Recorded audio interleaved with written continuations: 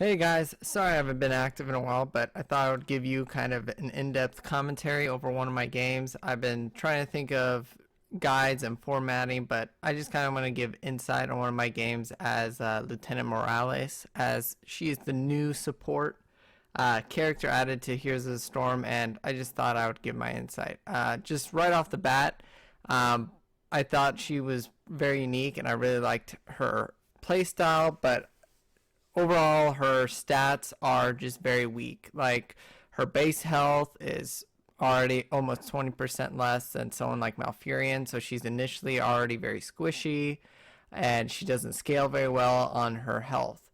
What she does scale very well on is her abilities. Her healing is probably the highest scaling healing ability in the game, and it's also one of the strongest. And that's probably why a lot of people prioritize her in games as the first target. And that's why you have to be very careful with her because she has no real way to protect herself besides her grenade. So that's generally when you go through her kit and abilities. As you saw in my first talent, I want Trauma Trigger, which is a really good way to keep yourself alive. So when you drop below 50% health, it's just another way to stay alive. So generally in your talent pathing, when you play this character, you will see that you just want to focus on things that keep you alive.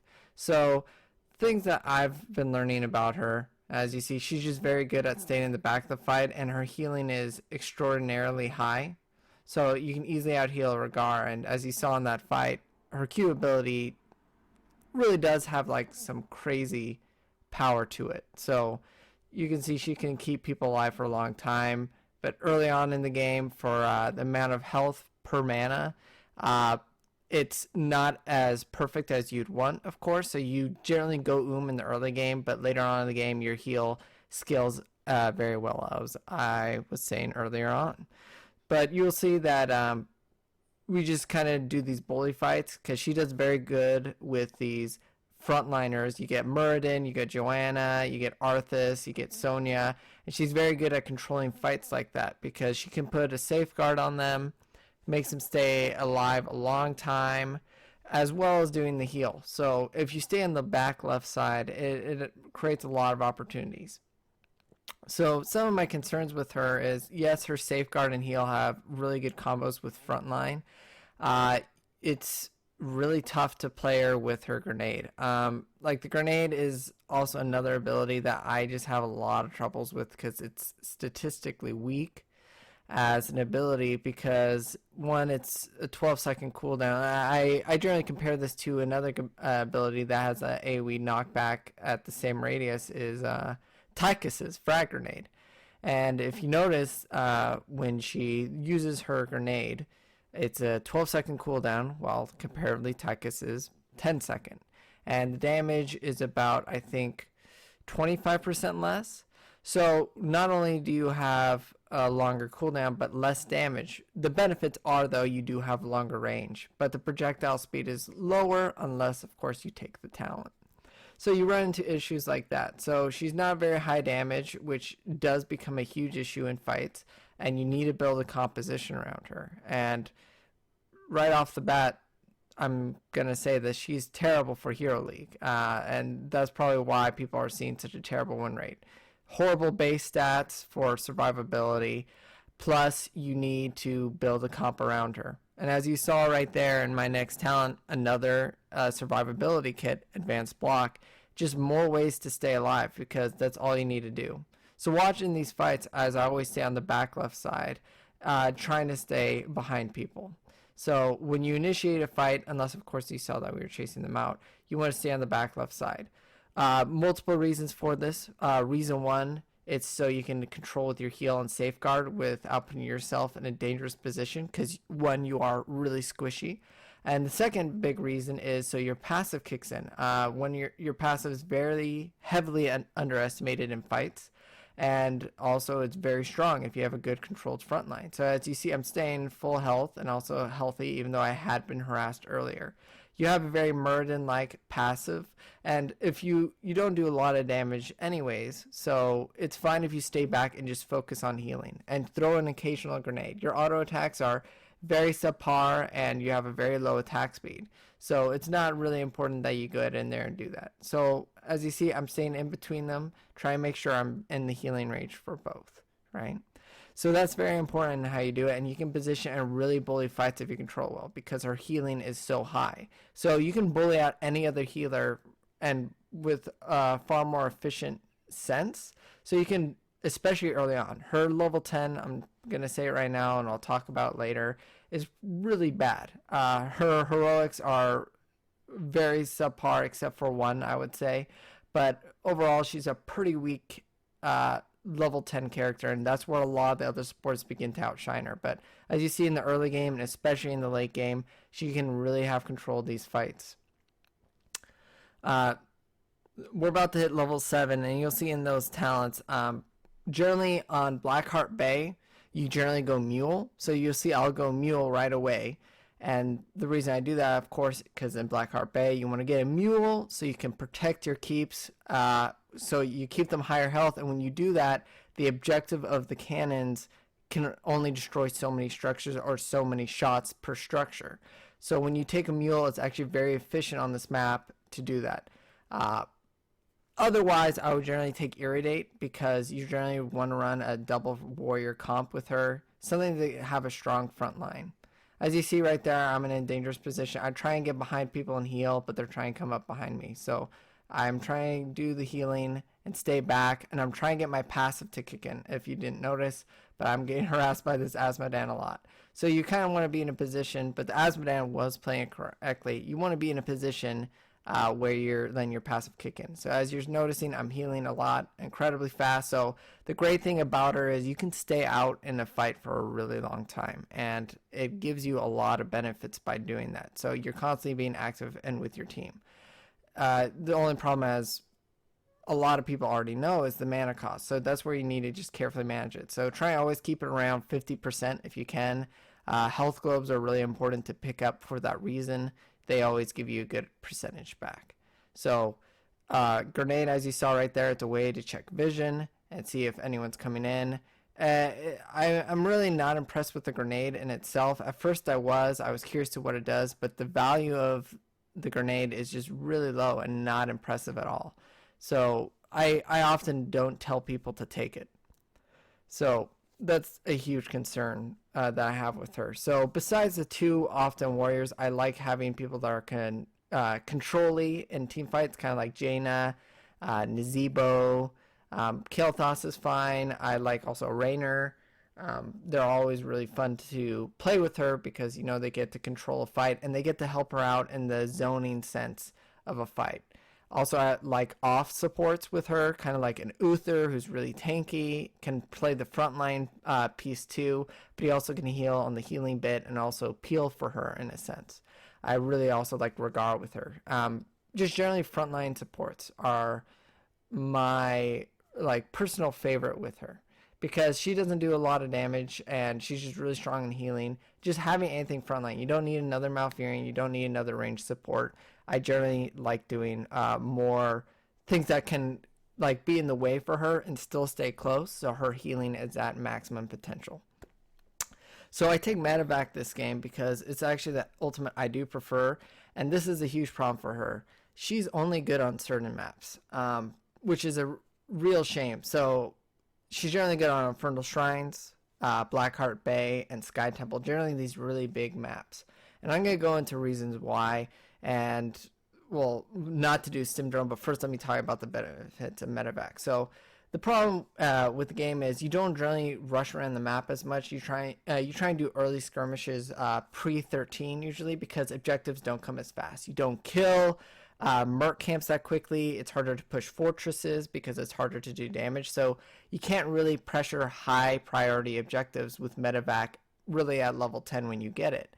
And at that point, it's not also a good teamfight ultimate. So you're not really strong at teamfight ultimates. Like, as you see, Rhaegar, he had Ancestral healing, and he can use that, and it's really a big benefit. It's a huge turning point of a teamfight.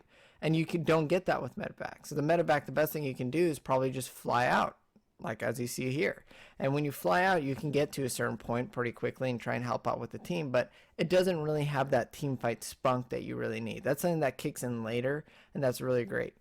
So my problem with Stim Drone, and I know a lot of people prefer it, and definitely if you ever have her on Haunted Mines, or if you have her on any of the tiny maps like Battle of the Immortals, you definitely want to go Stim Drone because mounting up gets you across the map just as fast as the medevac. And the medevac, the only good thing it could do for you is a backdoor cheese, which is always pretty fun.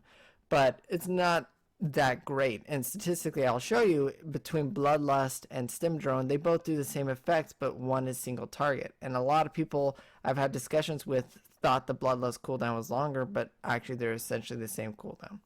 So a really fun thing with medevac is stuff like this, is you can force an objective on the opponent's side and then instantly fly out. It's really fun to do, and especially on Blackheart Bay, which is my favorite map to play her on, you get to do crazy fights like this. So you fight, you take their merc camp, you take their objective, and then you fly out and you go to turning coins, or you fly to boss, or you fly to their other camp. We could have flown to the easy, or we could have flown down to their bottom fortress. So as you see again, these fights always are the same with her. Stay in the back left side and you do the healing. So you see they did ancestral healing, but look at my healing. I'm pumping out extremely fast. So the longer I'm staying alive, the longer I have mana, the more of a threat I become, right? So this is just kind of nullifies the power of Rhaegar. So you see they're trying to focus me down and they're playing it really well. So they're trying to get me out of the fight because I'm providing a lot of healing, even though I am out of resources. So I'm trying to put as much utility in the fight as I can. So that's the power of Lieutenant Morales right there. So if you have a good setup team, you can do a lot of power. So at level 13, a lot of people take couples therapy. And the reason why is, well, another reason, as I said on your initial talents, is to keep yourself alive. Because you have such low base stats, but your healing is really high. Just having any amount of healing, even with your passive, is amazing. So again, the use of medevac, and something I didn't cover earlier because I was going on why Stim Drone wasn't great. Bloodlust, already a not a great ultimate, is essentially Stim Drone is a single target. But medevac is so great because the cooldown is so low. It's a third of the cooldown. Well, it's 2/3 of the cooldown Stim Drone, and it's always active, especially on these big maps when it's actually harder to mount up and roam around. You can force objectives like this. So you can force a fight such as you go up, you take boss, and then after you take boss, your cooldown's practically back up. You go in for a turn in, you go in for a merc camp, you fly out, you take it, and then you fly out again. So you can constantly do these things and force objectives. So you can go in and go out, and it's really hard to respond as the enemy team if you're moving really fast and really like a well-synergized team. So she's also very good at doing early bosses. We're not essentially doing an early boss now, but essentially if you do like a Sonya or an Illidan and you just go to a boss, it's very easy to take them as Lieutenant Morales. Of course, you just need to be concerned about your mana. Just generally go in with 75% mana and you can easily do it. It's very fun to do. So as you see, we're going to run down bottom. We're going to contest the bottom merc camp, which actually ends up being coins. So we take the boss, and this is the really fun thing about her. Everyone just hops in. You go in with a 4-man squad, and you actually 5-man squad. I forgot that guy hopped in with us. And we go in, and now we're forcing another objective. We go in and defend our bottom side, and we're just forcing more objectives. This is the great thing about her, and I really like, and I hope that they buff. Things that I hope they buff for her is, of course, like the Q, it automatically redirects if people jump out of range. It's very frustrating when like an Illidan or Sonya or someone jumps out of my range and it just dies out, and like I'm busy trying to reposition myself and I can't reheal a new target, and it gets really difficult and frustrating to do that. Another thing, of course, is I would definitely lower the cooldown on her grenade. I don't think you need to make her a damage dealer. I'm not ever suggesting that, but since the damage is so low and the cooldown is so long, and you're never going to build towards that talent build ever of buffing your grenade, that it's essentially pointless. There's really no point. Another thing is buff Stim Drone and also maybe even alter medevac for what it does. One, the cooldown's really short for what it does, but also it's very not combat centric for a lot of maps. It makes her feel kind of useless on a lot of maps. But like Medevac, I wouldn't change as much, but I definitely think Stim Drone needs a buff for what it is. It's not that strong of an ability. I think her passive's great, and that's something that doesn't need to be touched. And of course, I think the most important thing is her base stats.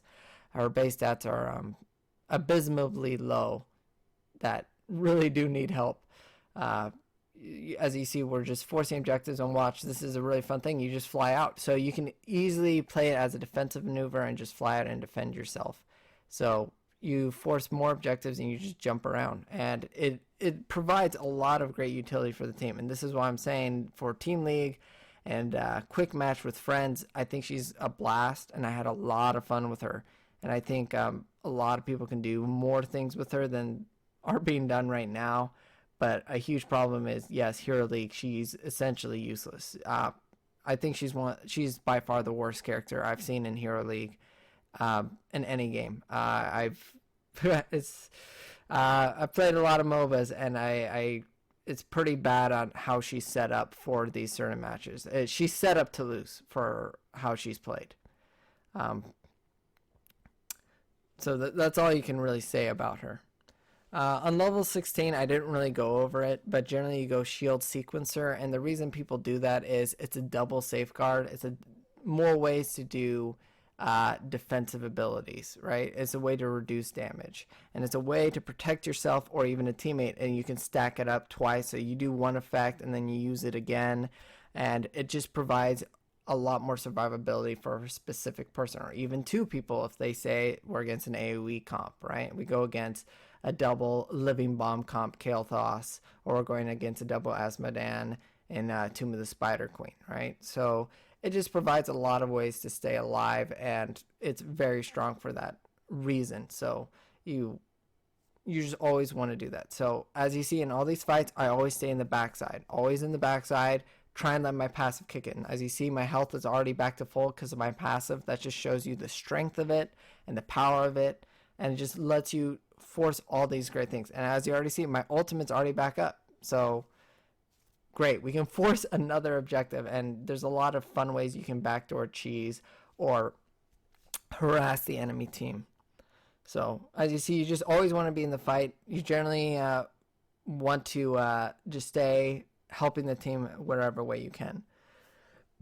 So level 20 is my favorite point for her, is because you can upgrade her passive. And the great thing about her passive is it gives her the stats she needs. And this is probably the best time for her. This is the time where I think she actually becomes too strong. So she gets to a point where when her passive kicks in, she gets 1,000 plus health shield, right? Because at level 20 it gets to that stat. And it gives you a lot stronger base stats. You have 4,000 health essentially, and you're really strong and really tanky, and also you get your mana back. So that means you never need to base, and you're also constantly harassing and forcing objectives. And it's an amazing talent, and I'm surprised I haven't taken it now, but maybe someday I will. So of course we could have ended the game, but we wanted to fly out for fun and turn in coins. But as you can see, she's very fun to play if you get a group of friends. She's extremely unfun to play if you're doing it solo, and that's something I sadly had happen to me when I did Hero League a couple times with her. So I would really suggest don't get Stim Drone unless it is a certain map. Medevac is generally superior, especially if you're playing with friends. Just Stim Drone is a very inefficient ability in itself. So I hope you guys enjoyed this commentary. It was pretty fun to play these games, to play her. I might make a guide for her in the future. I have been collecting footage and making a format for a video. And let me let me know if you want me to do any more characters or any more people with commentary. I play this game a lot. I generally try and look at the stats or more the in-depth side and view it more analytically. So hopefully you guys enjoyed it. It was very fun to play her and learn her. So I hope you guys all have an awesome day. All right. Bye.